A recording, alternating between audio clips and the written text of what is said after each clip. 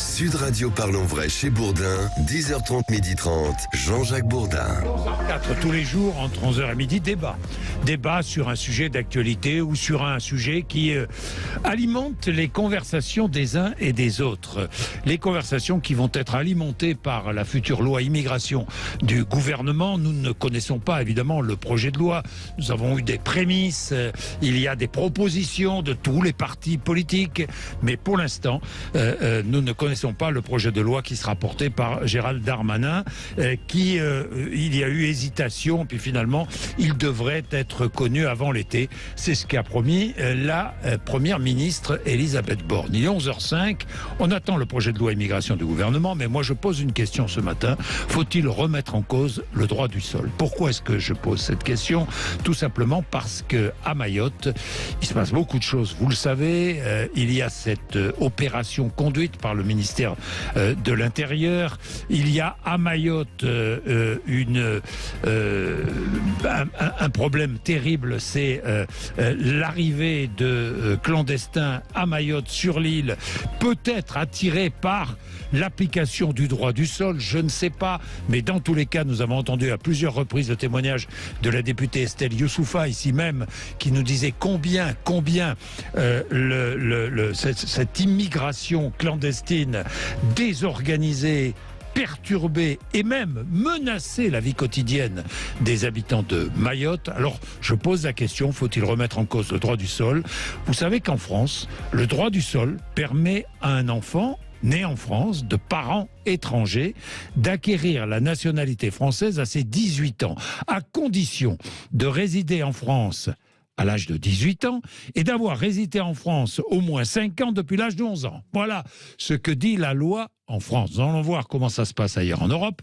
Mais pour parler de cette question et pour débattre, nous avons avec nous Jordan Guiton, qui est député Rassemblement National de l'Aube. Bonjour. Bonjour. Maître Alexis Tordeau, qui est avocat spécialisé dans le droit des étrangers, qui va nous rejoindre. Et puis, je vais appeler Benjamin Morel, qui est maître de conférences en droit public à l'Université Paris 2, Panthéon, Assas. Bien, Jordan Guiton, vous êtes député Rassemblement National de l'Aube. Faut-il remettre en cause le droit du sol?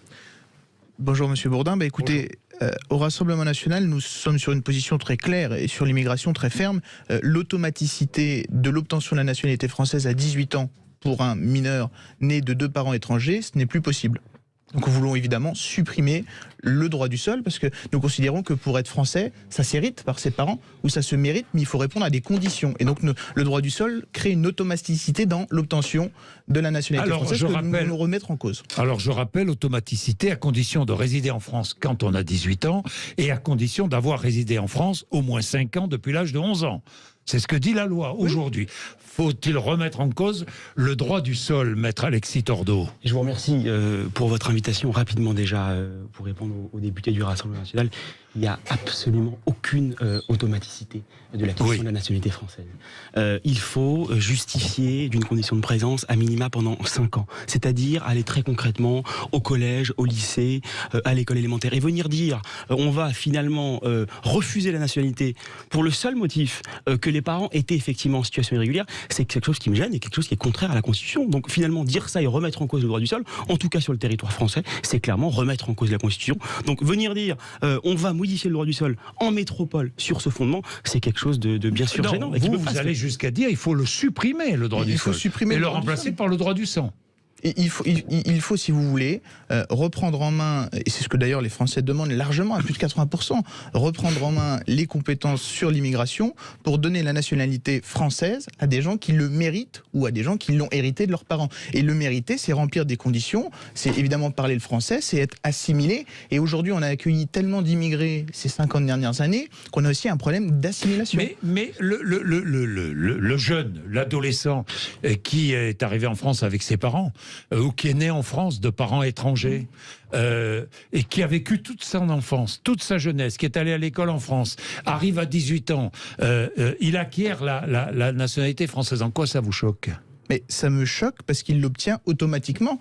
Alors que dans beaucoup d'autres pays dans le monde, vous n'obtenez pas la nationalité si vous êtes né sur le territoire. Vous obtenez la nationalité seulement si vous avez un des deux parents qui est français ou de la nationalité du pays dans lequel vous voulez l'obtenir. Mais si à 18 ans, cet enfant veut acquérir la nationalité française, il devra remplir des conditions. Il devra remplir des conditions qui sont très strictes et très simple. Il devra parler français, il devra être assimilé. À 18 ans, né en France, et à 18 ans, il parle français. Il y a des individus qui ont aujourd'hui la nationalité française, qui ne parlent pas français, qui ne respectent pas le drapeau, qui ne respectent pas les institutions de la France. Et ça nous dérange. Et c'est pour cela, d'ailleurs, on ne va pas se mentir, que le Rassemblement national a 88 députés à l'Assemblée nationale. C'est pour cela que Marine Le Pen fait 13,2 millions de voix à l'élection présidentielle. Parce que les Français, évidemment, font le constat que la politique d'immigration est un échec des 50 dernières années et que le droit du sol, c'est quand même une forme d'automaticité.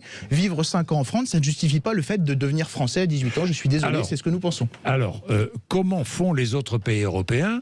Nous avons regardé cela avec Félix Mathieu quant à l'octroi de la nationalité pour les enfants de résidents étrangers. Oui, contrairement à la plupart des pays du continent américain où les enfants acquièrent la nationalité du pays où ils naissent, eh bien en Europe, le droit du sang est traditionnellement plus répandu que le droit du sol. Mais bon, dans les faits, on a quand même souvent un mix des deux. Droit du sol en vigueur, en droit du sol en France, en Belgique, en Italie, mais comme dans d'autres pays de l'Ouest européen, Espagne, Portugal, Irlande, ce droit du sol est conditionné. En général, la nationalité peut être obtenue à la majorité de l'enfant à la condition d'avoir résidé dans le pays à un certain nombre d'années depuis sa naissance. Comme en France ? Oui, voilà, tout simplement comme en France. D'autres pays, comme le Royaume-Uni, ont durci leur droit du sol en le conditionnant à la nationalité britannique d'au moins un des deux parents, ce qui le ramène finalement quasiment à un régime de droit du sang. L'Allemagne, justement, au contraire, a assoupli son droit du sang, de plus en plus assimilé justement à un droit du sol conditionné nationalité à la condition d'avoir vécu 5 ans en Allemagne pour les enfants nés dans le pays. Mais bon, plus à l'est de l'Europe, globalement, c'est toujours le droit du sang, la nationalité transmise par les parents. C'est à peu près ça en Europe. On est à peu près sur ça, mais rapidement peut-être pour répondre sur la remarque qui avait été faite, assez intéressante sur le mérite. La condition de présence, elle a précisément été créée pour apprécier ce mérite. Parce que justement, on estime qu'un individu qui pendant 4, 5, 6 ans a été à l'école, s'est finalement imprégné des valeurs et de la culture française, a démontré qu'il pouvait justement devenir français à 18 ans, voire même avant, puisque je rappelle quand même, pour être parfaitement exact, qu'il peut l'acquérir avant. C'est d'ailleurs très souvent ce qui se passe. La nationalité sur demande de ses parents entre 16 et 16 ans, ou sur demande personnelle entre 16 et 18 ans. Exactement. De ses parents à partir de 13 ans, et sa demande personnelle à partir de 16 ans.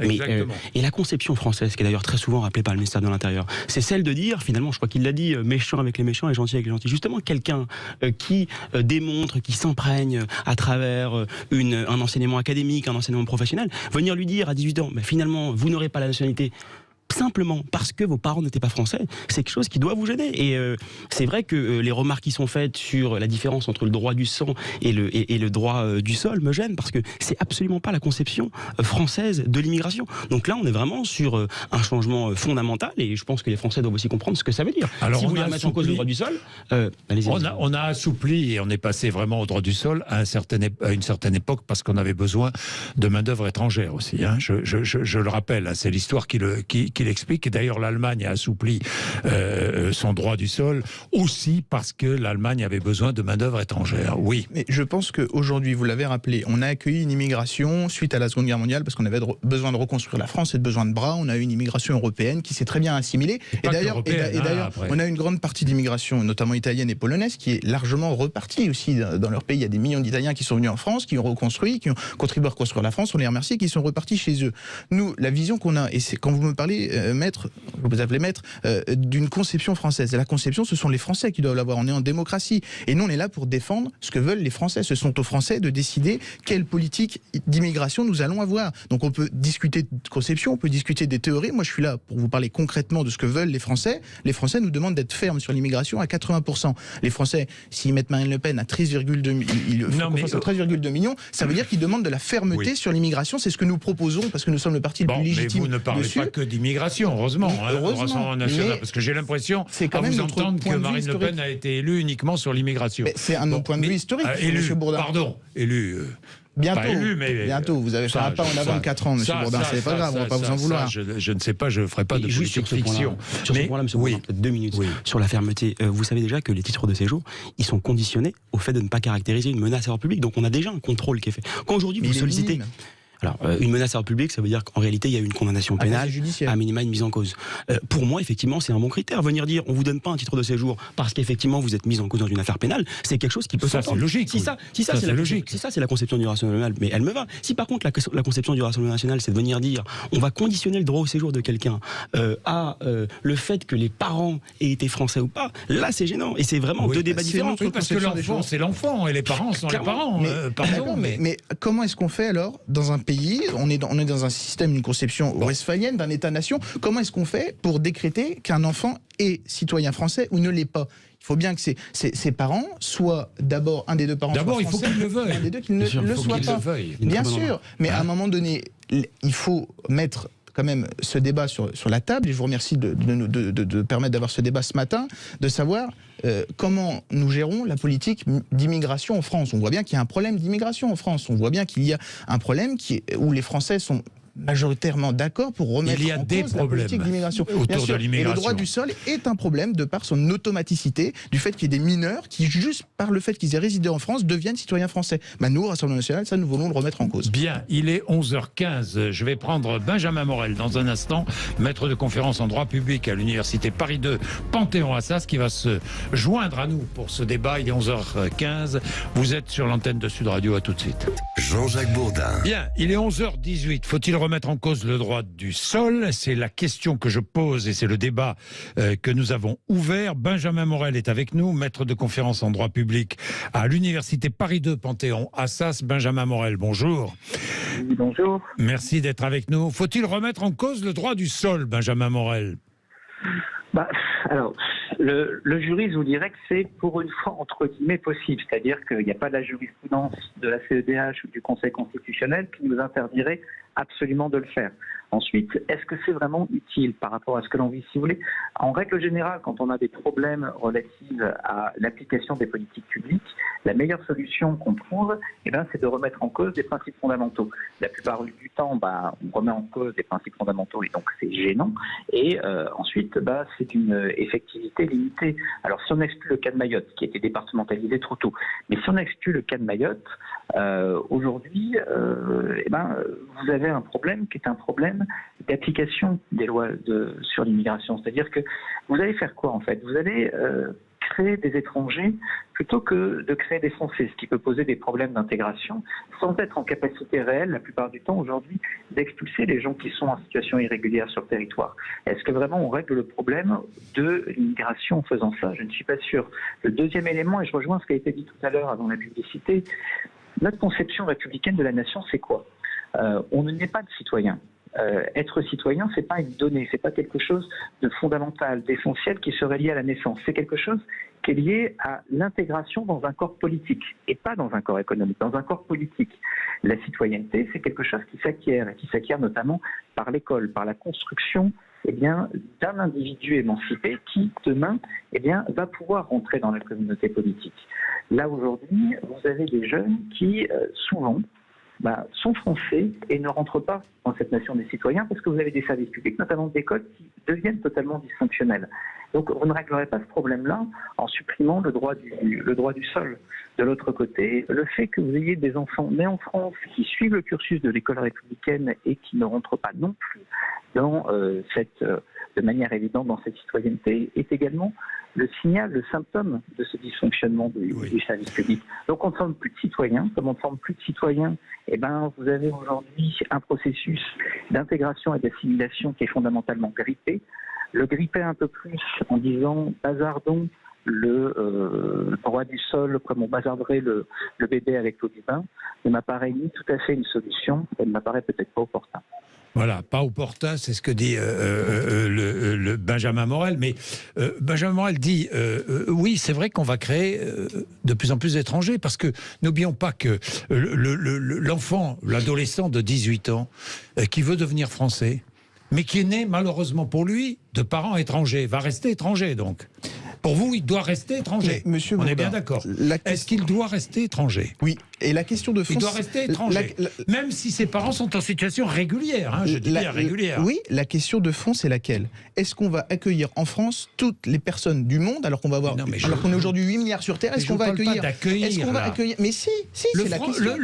L'enfant qui est là depuis 18 ans en France. Vous voulez régulariser toutes les personnes qui sont sur le sol français, qui veulent devenir français? Vous voulez accueillir toutes les personnes qui veulent devenir citoyennes françaises? Accueillir, pardon. Mais si. Pardonnez-moi. Pourquoi la personne n'a pas la nationalité française? Parce que ses parents ne sont pas français, donc elle n'a pas l'héritage, ni par son père, ni par sa mère, d'être un citoyen français. Et s'il a envie de devenir français? Eh bien alors, à ce compte-là, il peut le demander, et ce sera au service de l'État de le décréter s'il a rempli les conditions ou non pour devenir un citoyen français. Mais ce que nous voulons remettre en cause, c'est l'automaticité, parce que habiter 5 ans en France ne fait pas de vous un citoyen français automatique. À un moment donné, il faut aussi savoir répondre à la question des millions, pour pas dire... 5 ans depuis l'âge de 11 ans. Des millions de personnes veulent devenir françaises, monsieur Bourdin. Oui. Des millions de personnes dans le monde veulent devenir françaises. Est-ce qu'on va accueillir tout le monde? Mais il ne s'agit pas d'accueillir, ce sont des enfants dont les parents vivent en France.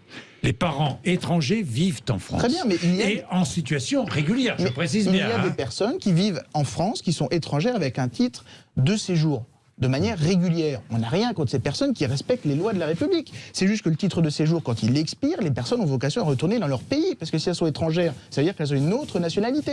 Les parents de ces enfants, ça veut dire qu'ils ont une autre nationalité. Si ces personnes ne sont pas retournées dans leur pays, c'est qu'elles sont en situation régulière. Oui, mais ça veut dire aussi qu'ils sont étrangers. Donc ça veut dire qu'ils ont une autre nationalité. Donc ils appartiennent à un autre pays, ils sont ressortissants d'un autre pays. Et donc, quand leur droit prend fin, leur droit de vivre en France prend fin, alors ils doivent retourner dans leur pays. C'est le principe, et c'est tout simplement un principe républicain que d'appliquer les lois de la République. Et quand j'entends, et je finirai là-dessus, monsieur Morel, il faut juste finalement appliquer la loi en France, appliquer les OQTF, les obligations de quitter le territoire français, exclure les étrangers qui, à un moment donné, ont leur droit qui expire, et bien on les raccompagne en dehors du territoire français. Les étrangers qui deviennent en situation irrégulière. Les Français, tout simplement. Bien, Maître Tordeau. Le droit de l'immigration, c'est un droit qui est extrêmement technique et qui ne peut pas se traiter, comme vous l'avez fait pendant quelques minutes, de manière extrêmement superficielle. Vous savez qu'aujourd'hui, vous avez des mécanismes de protection absolue, notamment pour ces jeunes majeurs. Vous ne pouvez pas, par exemple, expulser quelqu'un sur une OQTF qui a été placé à l'ASE entre 16 et 18 ans,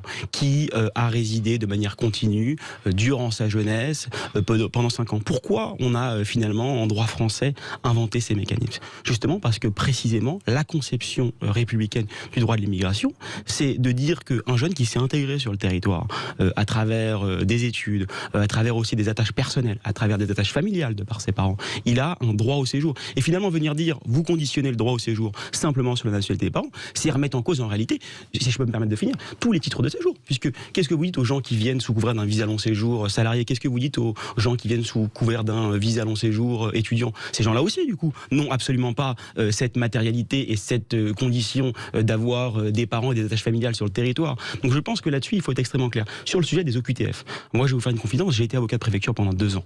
Donc j'ai représenté l'administration pendant 2 ans. Et il faut comprendre ce qui se passe en centre de rétention administrative.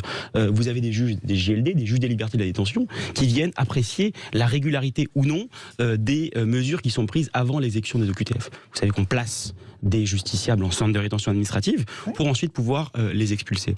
Vous avez aujourd'hui, parce que c'est des procédures très techniques, énormément de procédures qui sont viciées à la base par des interpellations régulières. Donc là, tant qu'on n'aura pas compris que l'OQTF et les applications d'OQTF ne se réforment pas par un 30e ou un 40e projet de loi, mais par une formation directement aussi des services administratifs, parce que vous avez très souvent des obligations de quitter le territoire qui ne tiennent pas debout et qui sautent, comme on dit nous en tant qu'avocats dans le tribunal administratif, tant qu'on n'aura pas compris ça, eh ben ça ne changera rien. Moi je vous invite au contraire des propositions qui pourraient être pragmatiques, ça serait celle d'aller placer des magistrats, des avocats, pourquoi pas la tête de certaines préfectures, pour les former ces personnels administratifs qui édictent des OQTF et des titres de séjour. Il y a une proposition des Républicains, pas de droit du sol si les parents étrangers sont en situation irrégulière au moment de la naissance. Qu'est-ce que vous en pensez ? Moi, je pense que les Républicains ont fait 4% à la dernière présidentielle et qu'ils copient... Mais excusez-moi, je vous réponds, vous me posez la question, je vous réponds. Ils ont fait 4% à la dernière présidentielle. Ils voient bien que le Rassemblement National étant arrivé au second tour, avec 88 députés, on a plus de députés qu'eux pour la première fois sous la 5e République. On est en tête sur ces sujets parce qu'on le reconnaît. Les Républicains, ils ont beau dos de dire ça, mais qu'est-ce qu'ils ont fait entre 2007 et 2012 quand ils avaient, les pleins pouvoirs? Je vous le dis. Ce que vous pensez de cette proposition. Je suis là pour porter la parole des citoyens qui me disent tous les jours jours. Pourquoi ce que les Républicains proposent aujourd'hui ne l'ont pas fait hier lorsqu'ils étaient au pouvoir? Mais que pensez-vous? Ça, c'est de la politique politicienne. Moi, je veux m'éloigner de cela. Que pensez-vous de cette proposition des Républicains? Pas de droit du sol si les parents étrangers sont en situation irrégulière au moment de la naissance. Mais nous, en fait, nous voulons aller plus loin. Et nous sommes d'accord avec ce que proposent les Républicains sur le fond. Il n'y a aucun problème. Toute personne qui s'est retrouvée une seule journée en situation irrégulière sur le territoire français, ou dont les parents sont en situation irrégulière sur le territoire français, ne peut pas, vu qu'elle ne respecte pas les lois de la République, ne peut pas obtenir la nationalité française. C'est une condition obligatoire. Parce que si un jour on ne respecte pas les lois de la République française, alors on ne peut pas devenir un citoyen de la République française. Est-ce que je peux pas poser une question simplement? Est-ce que ça veut dire que vous souhaitez aussi supprimer l'admission exceptionnelle de séjour? Qui est en gros l'admission exceptionnelle de séjour, c'est un mécanisme qui permet de régulariser quelqu'un qui est établi de manière irrégulière sur le territoire. Non, on ne peut pas faire ça. Une personne qui se situe... Donc vous voulez supprimer l'admission exceptionnelle de séjour? L'admission exceptionnelle de séjour, c'est en gros la manière de régulariser un justiciable qui est établi de manière irrégulière sur le territoire. Soit par le travail, si j'arrive à justifier... C'est-à-dire que je suis en situation irrégulière sur le territoire... Et je souhaite me régulariser. Je souhaite être régularisé. Exactement. De toute façon, pas de régularisation possible. Vous êtes contre toute régularisation. Non, pas contre toute, mais il ne faut pas de régularisation pour un citoyen, parce que ne pas être en situation... Donc, vous êtes contre toute régularisation. Mais je vais vous répondre. Je vais vous répondre. Ne pas être en situation régulière sur le territoire français, ça veut dire qu'on ne respecte pas les lois de la République. On est en situation irrégulière. Donc toute personne en situation irrégulière sur le territoire de la République française ne pourra plus obtenir la nationalité française. Donc vous voulez supprimer l'admission exceptionnelle de séjour? Donc ça veut dire quoi? Que toute personne... Attendez, allons plus loin. Ça veut dire que toute personne qui est en situation irrégulière sur le territoire français doit être expulsé. Évidemment, heureusement. Toute personne.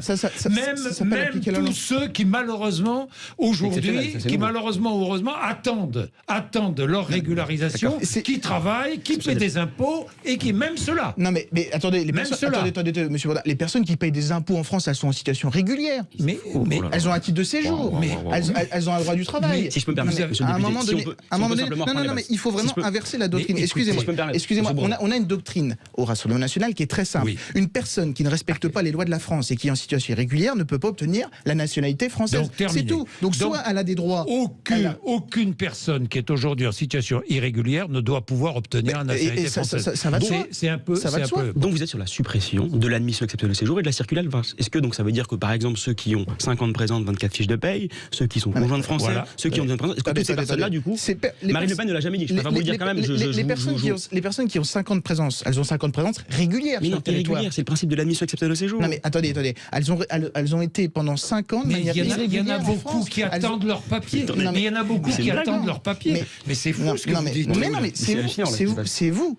Moi, je ne comprends pas. Une question, qu'est-ce que l'admission exceptionnelle de séjour? Est-ce que vous savez ce que c'est? Non, mais l'admission exceptionnelle de séjour, si j'ai bien compris, c'est donc la régularisation de personnes en situation illégale. Vous êtes en train de vouloir discuter de l'immigration en France sans maîtriser la seule manière de régulariser quelqu'un qui n'a pas de papier sur le territoire. Attendez. Une personne c'est la base du droit de l'immigration, l'admission exceptionnelle de séjour. Monsieur, une personne qui a séjourné en France pendant 5 ans, qui a travaillé en France, elle avait un contrat de travail. Elle avait donc une situation légale puisqu'elle avait un contrat de travail. Je vais réexpliquer sur le droit de l'immigration. Il y a en gros deux manières, si je peux me permettre. Il y a deux manières d'être sur le territoire. Soit, si je peux me permettre, soit j'ai un visa de long séjour, j'arrive sur le territoire et je renouvelle mon titre de séjour. Ça, je suis en situation régulière. Il y a aussi une situation qui concerne énormément de personnes, et c'est notamment le sujet qui arrive à l'Assemblée nationale sur les métiers en tension. C'est des personnes qui sont sur le territoire de manière irrégulière. Et donc il faut les exclure. Et parce qu'ils témoignent justement d'une situation professionnelle stable, donc des fiches de paie, une autorisation de travail et des années de présence, ils veulent se régulariser sur ce fondement. Ça existe aussi sur la vie privée familiale et ça existe aussi, si je peux me permettre de finir, quand on a 10 ans de présence. Est-ce que ce que vous expliquez aujourd'hui aux Français, c'est que vous souhaitez supprimer tout simplement l'admission exceptionnelle au séjour? Personne ne l'a jamais dit au Rassemblement national. Toutes ces personnes qui sont en situation irrégulière doivent être expulsées. Mais moi, je vais vous dire une chose. Oui ou non? On ne peut Personne pas... ne l'a jamais dit au Rassemblement national. Non, mais attendez. Dites-le. Non, mais on a besoin de savoir. C'est un procès à deux? Mais non, je vous pose la question. Moi, je ne fais pas de procès. Je vous demande, est-ce que oui ou non, est-ce que ces personnes doivent être expulsées? Une personne qui est en situation irrégulière sur le territoire français ne peut plus devenir français parce qu'elle a violé les lois de la République française. Mais attendez, parce que le problème c'est que là vous me laissez même pas 10 secondes pour répondre. Et donc je vais vous poser une question. Une personne qui a été là pendant 5 ans en France et qui a travaillé pendant 5 ans en France, elle a donc un contrat de travail. Mais le contrat de travail, il dépend d'un droit de séjour. On est obligé d'être en situation régulière. Parce que là, donc, en fait, vous êtes en train de dévoiler le fait qu'il y a des personnes qui travaillent en France sans avoir la... Mais pardonnez-nous, personne ne le sait, ça. Mais oui, non, mais évidemment, tous ceux qui travaillent en France, tout le monde le sait, le il suffit de pousser la porte. Non, mais attendez, peut-être la police qui m'attend devant. Là, en fait, je viens de dévoiler quelque chose de... Alors, attendez. Il est 11h32. Attendez, je ne peux pas répondre sur ce point. Oui, Vous êtes de mauvaise foi. Excusez-moi. On va reprendre le point. Il est 11h32. C'est pas possible de faire ça. On va reprendre le point. Jean-Jacques Bourdin. Il est 11h34. Benjamin Morel, alors, vous entendez ce débat? Benjamin Morel. Oui, je vous entends. Oui. Maître de conférence en droit public. Alors, il y a deux choses. Il y a d'un côté, effectivement, la naturalisation d'un jeune Français qui arrive à 18 ans et qui, aujourd'hui, grâce au droit du sol, peut être naturalisé à 18 ans. Il est né en France de parents étrangers. Il peut être naturalisé, je le rappelle, à condition de résider en France à cet âge-là, 18 ans, et d'avoir résidé en France au moins 5 ans depuis l'âge de 11 ans. Bon. Et puis, il y a tous les étrangers qui, aujourd'hui, sont en situation irrégulière en France, mais qui travaillent. Benjamin Morel. Là, Jordan Guiton pense que ces étrangers-là doivent être immédiatement expulsés. Je dis... En situation irrégulière, on est bien d'accord. Donc ils n'ont pas de papier. On ne va pas expulser des étrangers en situation régulière. On est bien d'accord. Non, mais on est bien d'accord. On est dans les règles de la République française. On est bien d'accord. Benjamin Morel. Est-ce qu'on peut expulser des citoyens qui sont en situation irrégulière mais qui travaillent? Vous voulez, il y a une question de principe et il y a une question d'effectivité du droit. Or, en la matière, j'ai l'impression qu'on confond un petit peu les deux. C'est-à-dire qu'on a une forme de foi totalement folle dans le fait que, une nouvelle loi sur l'immigration, une nouvelle disposition, un durcissement des règles changera fondamentalement la donne. Je rappelle quelques chiffres. On a eu 29 lois sur l'immigration depuis 1980. On en a en moyenne une toutes les 2 ou 3 ans qui, en règle générale, vient changer 3 virgules à la précédente en expliquant que là, promis, juré, il n'y aura plus de problème. La donne a été fondamentalement modifiée alors qu'en réalité, elle ne l'est pas. Le problème, il n'est pas aujourd'hui dans le droit. On peut durcir les conditions. Je veux dire, je veux bien entendre. Je réitère mes objections de principe que j'ai évoquées tout à l'heure, mais quand bien même on soit dans cette perspective-là, est-ce que réellement ce sera utile? Parce que certes, vous allez faire des gens qui n'auront pas le droit d'être sur le territoire. C'est bien. Vous allez en faire quoi? Vous allez les renvoyer. Regardez ce qui se passe actuellement. J'ai évoqué tout à l'heure Mayotte. Dès le moment où vous n'avez pas de laissez-passer consulaire, qu'est-ce que vous faites? Vous pouvez toujours créer des irréguliers. Vous pouvez toujours dire on expulse tel ou tel individu, surtout si vous avez des gamins qui ont passé toute leur vie en France et qui ne maîtrisent peut-être même pas la langue du pays d'origine, mais ensuite, est-ce que vraiment vous allez y parvenir? On est face à un problème en matière d'immigration irrégulière qui n'est pas un problème de droit, qui est un problème d'efficacité du droit, de capacité à réellement faire appliquer ce droit. Et là, entre guillemets, on se paye de mots parce que le problème aujourd'hui, et je vais sans doute choquer un peu monsieur le député, c'est pas un problème, je dirais, de stock. C'est-à-dire que vous avez des gens sur le territoire, vous avez notamment des jeunes qui ont grandi dans ce pays, que vous n'allez de toute façon, que vous le souhaitiez ou pas, que difficilement pouvoir expulser. Vous avez en revanche des gamins que potentiellement on a formés, qui ont une familiarité minimum avec la culture française. Et plutôt que d'aller chercher justement une immigration choisie de gens qui auraient été formés à l'étranger et qui tout d'un coup viendraient s'installer, peut-être faudrait-il en faire quelque chose de cette matière grise et de ces travailleurs potentiels. De ces jeunes qui ont été formés en France, c'est ce que vous voulez dire. Exactement, et pour qui on a payé. Pour qui on a payé. L'État a payé, nous. Là, il y a un enjeu. Jordan Guiton. C'est tout le problème de la politique, excusez-moi monsieur Morel, c'est tout le problème de la politique, des 50 dernières années. On a des personnes donc qui n'ont plus la place sur le territoire français, puisque l'État français, le droit, a considéré qu'elles n'avaient pas la possibilité d'être en situation régulière. Et donc, vous nous dites, puisqu'on ne peut pas les exclure, alors gardons-les. C'est un petit peu ça, implicitement, ce que vous nous dites. Mais moi, je dis l'inverse. Il faut trouver des solutions pour les expulser. Il faut trouver des solutions avec les Comores à Mayotte pour que les Comores reprennent leurs ressortissants qui sont sur le territoire de Mayotte. Tout comme on a des problèmes aujourd'hui avec les pays du Maghreb qui refusent de prendre les ressortissants d'étrangers en situation irrégulière sur le territoire français que nous voulons expulser. Parce qu'une personne qui est en situation irrégulière sur le territoire français, ça veut dire qu'elle n'a pas la nationalité française. Et comme il n'y a pas d'apatride dans le monde, ça veut dire qu'elle a forcément une autre nationalité. Et donc il faut aller discuter avec un pays de manière diplomatique Souvent, d'ailleurs, on peut aussi peut-être aller voir dans les aides au développement que de nos pays. Je pense que la France redonne chaque année des milliers d'euros aux Comores dans leur aide au développement. Mais ça, c'est un débat que nous devons avoir, une diplomatie entre les présidents de la République et le président ou le gouverneur des Comores, pour dire, voilà, si demain vous ne prenez pas vos ressortissants, vous n'aurez plus d'aide de développement. Parce que c'est tout simplement, la France doit se faire respecter à l'échelle internationale. Et là, on prend un petit peu de hauteur sur le sujet et c'est très intéressant. Benjamin Morel ? Oui, alors je veux bien, j'entends tout à fait ce qui est dit. Alors d'abord, encore une fois, le problème du stock m'apparaît aujourd'hui pas tout à fait solide. La question se pose en termes de flux. La question, c'est comment est-ce qu'aujourd'hui on arrive à stopper les flux. Ça implique d'avoir une réflexion sur le co-développement et ça implique d'avoir une question aujourd'hui sur stopper les flux d'immigration, évidemment. Exactement, j'entends bien ça. De l'autre côté, moi je veux bien qu'on rentre dans un bras de fer avec les pays qui sont des pays d'origine. Le problème, c'est qu'aujourd'hui, ce bras de fer, on est de plus en plus en difficulté pour pouvoir le gagner, tout bêtement, parce que prenez les Comores, petit État, a priori on pourrait penser que le rapport de force est favorable. Et derrière les Comores, aujourd'hui, vous avez Riyad, derrière les Comores, vous avez également Pékin.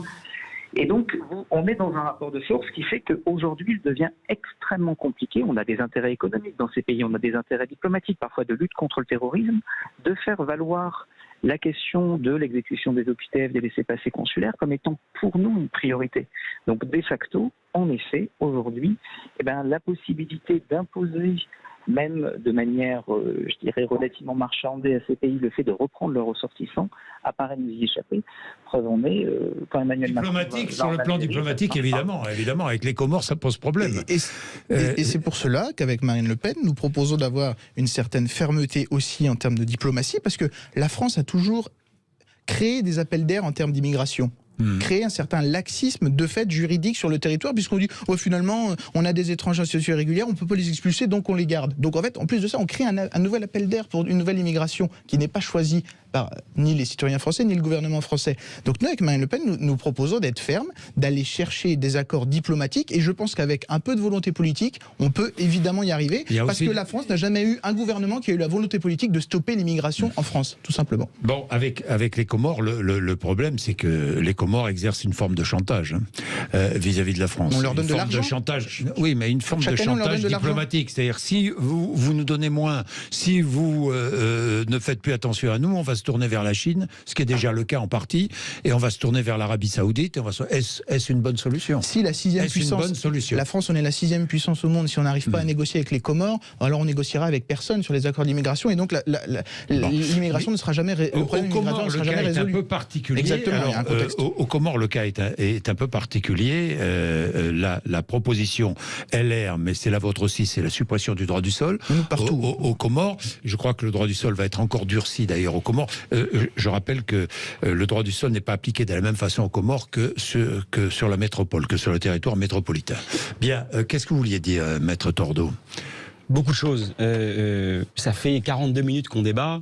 Et enfin, effectivement, sur ces 5 dernières minutes, on a eu un début de solution pragmatique présentée par le Rassemblement national. Oui, c'est inacceptable quand on a, Alger l'a fait à une époque, un blocage des laissez-passer consulaires. Ce qui bloque le renvoi de certains, effectivement, Algériens qui avaient été condamnés pénalement et qui ne pouvaient pas être expulsés. Ça, c'est gênant, les préfectures sont sans plein. Et ça, effectivement, la force de la France doit aussi être d'imposer, effectivement, Alger dans cette solution. Et d'ailleurs, ça a été fait. Là-dessus, on est en phase. Par contre, ce qui est gênant sur le reste, c'est de se rendre compte qu'on a quand même une confusion par le Rassemblement national de la nationalité des titres de séjour, puisqu'aujourd'hui, je pense, sur ces quelques minutes de débat, que vous n'avez peut-être pas cerné la différence entre un titre de séjour et la nationalité française. Bien sûr que si. Alors, le titre de séjour, comment vous le dites, des étrangers qui sont évidemment arrivent en France, est-ce que vous décernez des titres de séjour ou pas ? Mais en fait, on peut donner des titres de séjour à des personnes qui veulent venir en France, notamment pour travailler. Et au bout de visa long séjour, c'est différent. Oui, vous voyez ce que je veux dire ? Attendez, comment on fait pour venir en France de manière régulière ? Une question simplement, pour vraiment voir. Alors, je vais vous le dire, vous êtes pas français, vous voulez venir en France, vous allez dans une ambassade en France, n'importe laquelle au monde, dans une ambassade française, et vous demandez la nationalité. En attendant, En attendant, oui, on a une ambassade française dans un pays étranger. Non, vous ne demandez pas la nationalité, vous demandez un titre de séjour. Vous demandez soit un titre de séjour, soit la nationalité. Non, vous avez le droit de demander la nationalité. Mais vous avez le droit de demander la nationalité. Vous demandez un visa long séjour. Mais vous avez le droit d'asile, vous avez un titre de séjour, mais vous avez le droit d'asile, c'est pas la nationalité. Mais vous avez un statut de réfugié. Oui, d'accord, mais vous avez plusieurs possibilités qui s'offrent à vous. Une fois que vous franchissez les portes d'une ambassade française dans un pays étranger, et donc vous demandez la nationalité. Mais la question est de fait qu'on ne peut pas.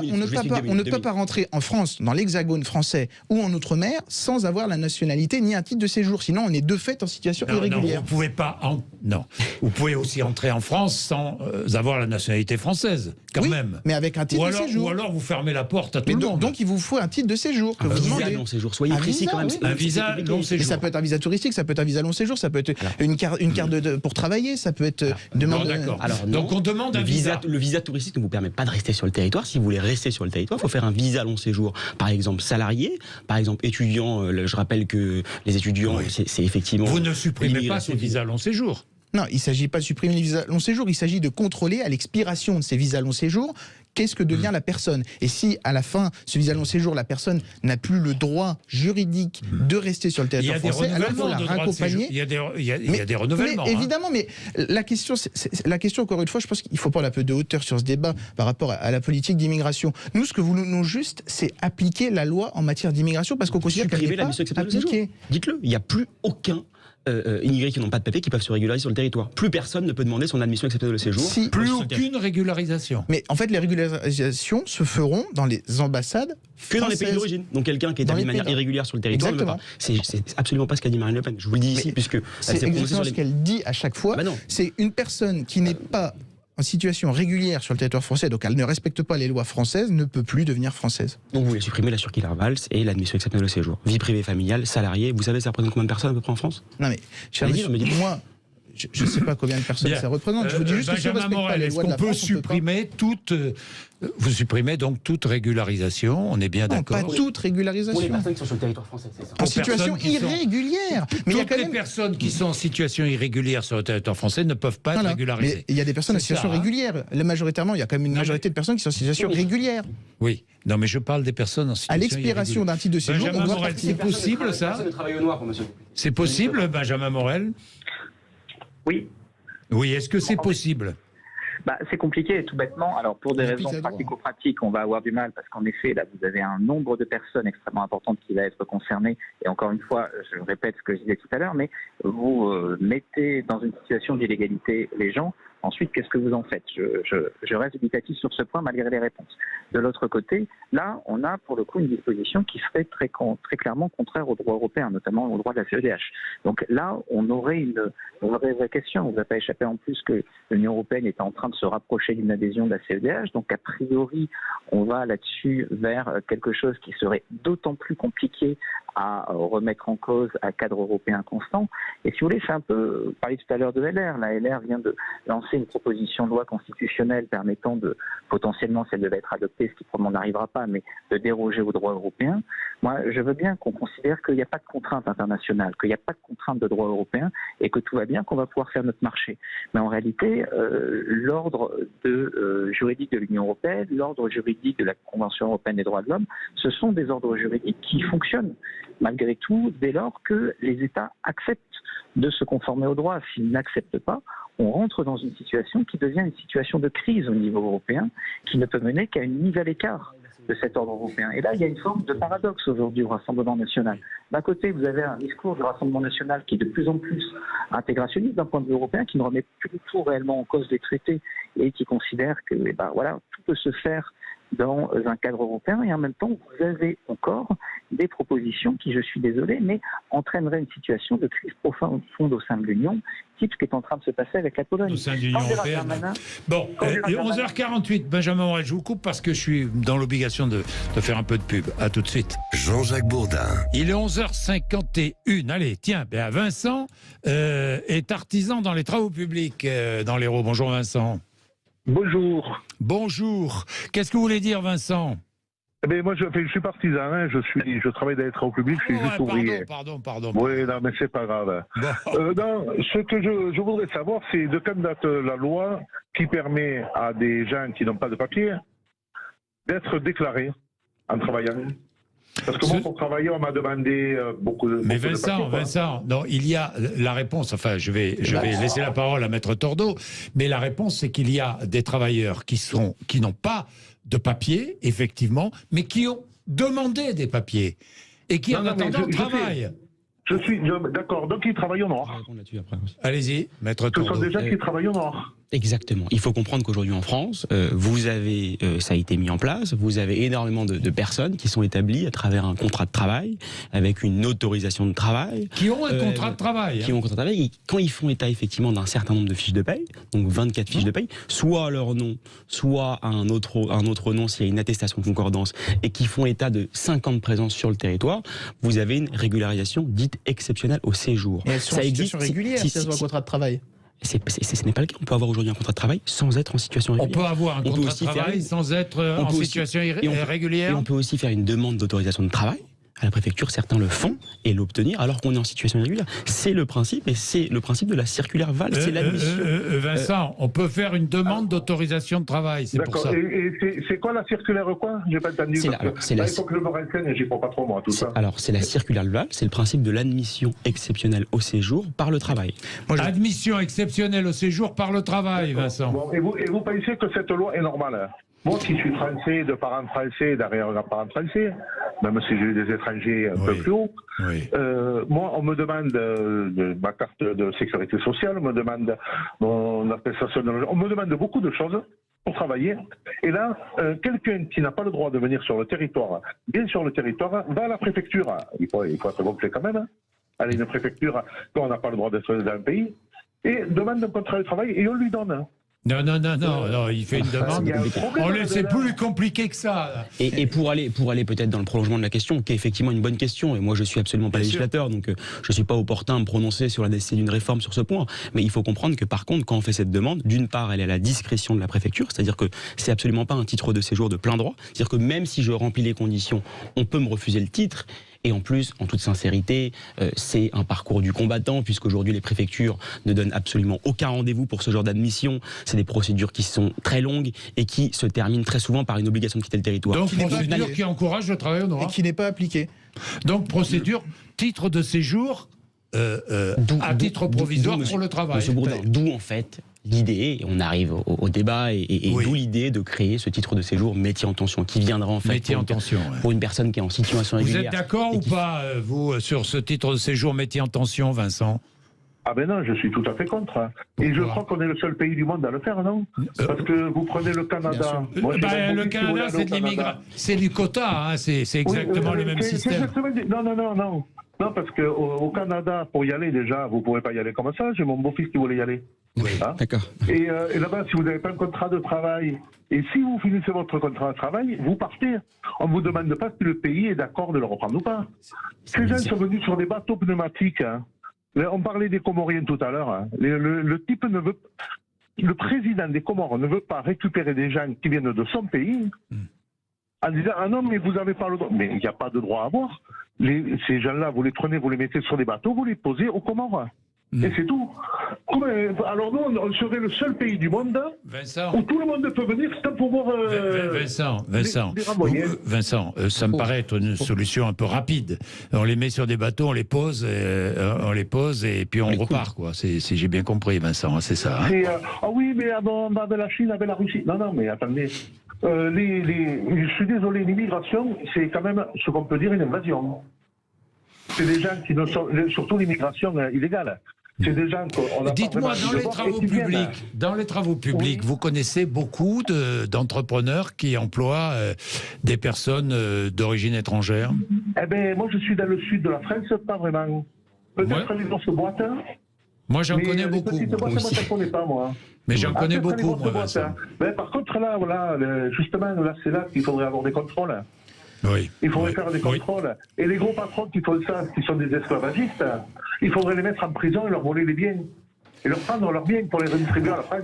Bah. C'est pas normal, ça. Je suis désolé. Jordan Guitton. Oui, moi je pense que lorsqu'on parle de remettre la France en ordre avec Marine Le Pen, je pense que nous avons tout à fait raison parce que depuis tout à l'heure, nous parlons de sujets et je vous remercie à l'auditeur pour son témoignage. Pour son témoignage très concret et très rapide. En fait, on marche sur la tête. On a des personnes en situation irrégulière qui ne respectent pas la loi française, qui travaillent au noir, qu'on voudrait régulariser, que M. Darmanin va vouloir régulariser. Mais c'est tout simplement scandaleux. Quand on voit les petits patrons de TPE et PME dans mon département de l'Aube qui payent des charges, à plus savoir quoi faire, pour un salaire au SMIC à 1 300 € net, qui vont payer plus de 2 000 € le salaire brut, qui contribuent à la sécurité sociale de leur pays, qui payent beaucoup d'impôts, où il y a des citoyens, il y a plus de 6 millions de chômeurs en France, on voudrait en plus de ça régulariser des personnes qui n'ont pas la nationalité française, qui ne respectent pas le droit français, qui violent donc les règles de la République française et qui en plus travaillent au noir. Mais on marche sur la tête aujourd'hui. Et donc il est grand temps d'avoir un gouvernement patriote avec Marine Le Pen qui arrive au pouvoir, il est urgent. Un petit peu, il ne s'agit pas de régulariser, il s'agit de donner des titres de séjour et pas forcément provisoires et temporaires. À des personnes qui violent la loi. Et temporaires. À des personnes qui violent la loi. À des personnes qui violent la loi. Juste répondre là-dessus,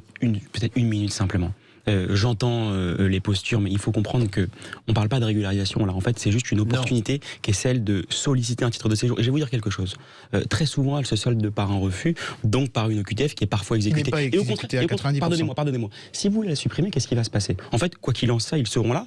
Mais à défaut, parce qu'aujourd'hui, au moins, ils sollicitent un titre. Donc, on a un suivi. Ils veulent travailler. Surtout. Déjà, donc ça c'est la question du travail. Mais la suppression de l'admission exceptionnelle de séjour, ça veut simplement dire qu'en fait, tous les gens qui aujourd'hui sollicitent un titre de séjour, pour lequel au moins on a un suivi, c'est-à-dire que les préfectures sont au courant qu'ils sont sur le territoire et peuvent leur administrer un OQTF. En faisant ça, ces gens-là, puisque vous leur permettez plus, pas de les régulariser, mais de solliciter un titre, bah vous n'avez aucun suivi. Donc vous en expulserez encore moins. Et il y aura encore plus, justement, de personnes en situation irrégulière. Donc en réalité, qui vont s'évanouir dans la nature. Pour contrôler les titres de séjour des Français. Je vais vous dire quelque chose. Je pense que c'est pour ça que l'admission exceptionnelle de séjour, elle a été mise en place en France. Justement pour avoir un suivi pour ceux qui sont sans papier, parce que justement pour qu'ils sollicitent une demande et derrière pour aller les expulser. Il faut mettre un terme une personne qui ne respecte pas la loi française. Merci Benjamin Morel, merci Jordan Guitton, merci Alexis Tordeau et merci à toutes celles et ceux qui ont écouté. Il est 11h59.